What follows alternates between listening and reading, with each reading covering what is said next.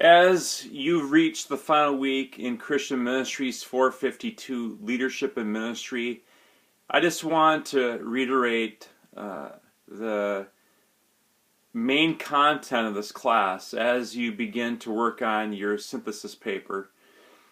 And I just want to review an aspect of the 4R model, and then also take a look at the 5 dysfunctions of a team, and then to highlight a couple of concepts that come out of Jim Collins' Good to Great. Even though we haven't read that book in this class, it's been referenced though before, especially in our 4R model slideshow. But just to review the DICE +1, which is a really good acronym when it comes to leadership in many ways, and I hope you walk away with that construct as really a great lens and a great grid to look at leadership. And the D standing for dynamic determination, and that's where a leader in serving others, in serving the kingdom, really refuses to give up, is willing to face the winds of change or the winds of opposition, which is something that we experience on a regular basis. And when you look at the leaders in the Bible, so often they had to go against opposition. You think of Nehemiah, for example, in our readings in class, where he faced much opposition in the rebuilding of the walls. And Nehemiah demonstrated great dynamic determination. The letter I stands for intellectual flexibility. And Noel Tishy, in his great book called The Leadership Engine, talks about where leaders need to have a teachable point of view.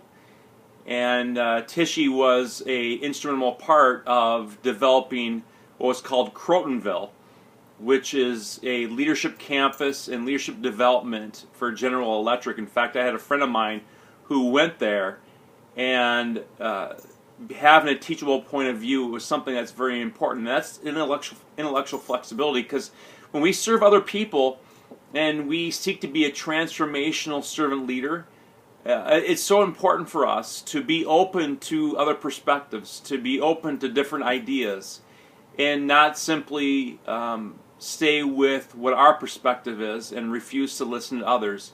It's so important for us to listen first, seek to understand before being understood. And then the C stands for courageous character, is that when we serve other people as transformational leaders, is that we draw on our own character. And that comes in the way of integrity. It comes in the way of virtues.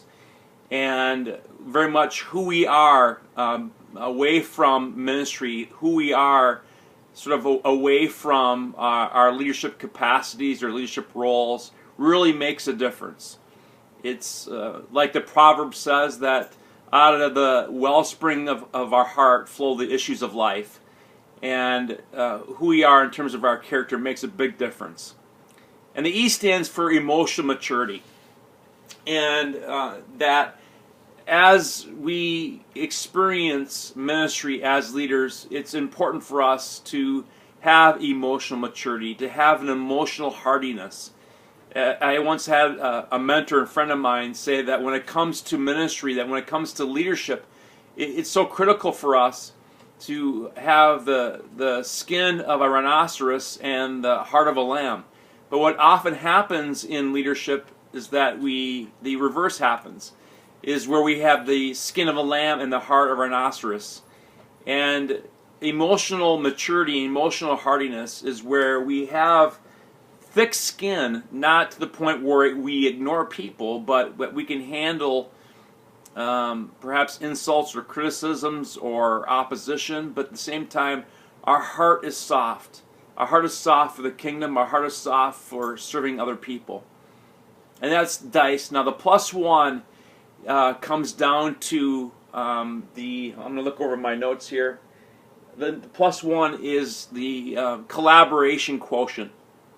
I'm really glad that this was added to DICE, because for quite a while it was simply DICE and not the +1. And I really like the +1 because it gets into the collaborative quotient that as leaders we need to work with others. It's so important for us to collaborate with others, to work in the context of our teams, and that leadership is not something that we do on an island. Leadership is not something that we do in a silo. It's very easy for us to do and have and incorporate the DICE on our own, but if it's not done in the context of a team, then we're missing out. So that +1, that collaborative quotient, is so critical as we serve others, that we do it in the context of a team. Next, the 5 dysfunctions of a team. As you walk away from this class, I really hope that that pyramid that Patrick Lencioni talked about and you read about in your book and you saw the video, and as you incorporate that in your leadership capacities and experiences, because it is so true, not only in leadership but also in relationships. The first one being so important for us when it comes to any kind of relationship and in any kind of teamwork and leadership, that you got to have trust. You need to have trust as a foundation, and one of the best ways that you can develop trust is by vulnerability, is where you're willing to, as Lencioni talks about, is to really expose yourself. And one of the best ways that you can create an environment and a climate of trust is where you as a leader are willing to be vulnerable with who you are. And that goes a long ways. And once you have trust in place, your team can really handle conflict. And that's the next piece, is that when you have trust, is that you can work through conflict as a team. And it doesn't mean that everybody agrees. Sometimes you agree to disagree, but you can work through conflict in a very positive way. And then after conflict is that you have commitment. Because when trust and conflict are in place, commitment is a lot easier. And then from there is accountability. It's so crucial for our leadership that we have accountability. I find it so often in ministry contexts and leadership experiences that there's a lack of accountability, because when it comes to ministry, much of ministry is discretionary time, in that we have a lot of room to decide what we do and when we do it.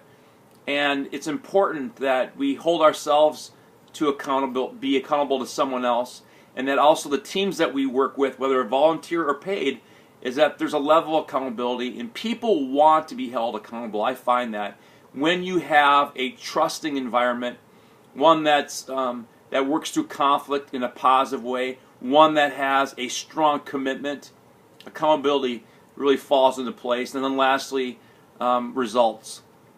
Results happen when you have those other 4 areas that Lencioni talks about as well, and also results in terms of the 4R model when it comes to qualitative, quantitative, and contextual results. And then lastly, I just want to close with 2 categories or concepts that have come up in this class that Jim Collins calls the 5-level leader. And we see this in Abraham Lincoln, we see this in Jesus Christ, and we see this in a handful of leaders where they really incorporate 2 qualities as a leader. And that's a fierce resolve. That's a willingness to follow their mission, to do what it takes to follow the mission that they believe they've been given by God. And then secondly is to have personal humility.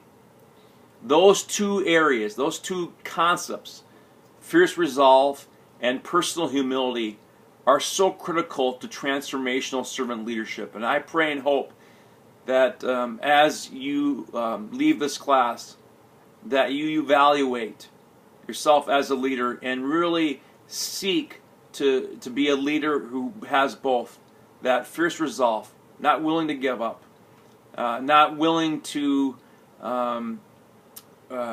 resign due to the pressures from the outside or perhaps the pressures from the inside, but that you have a fierce resolve to seek your mission that God has given you, and then also do it with humility, because our world is dying for leaders who have humility. Thanks.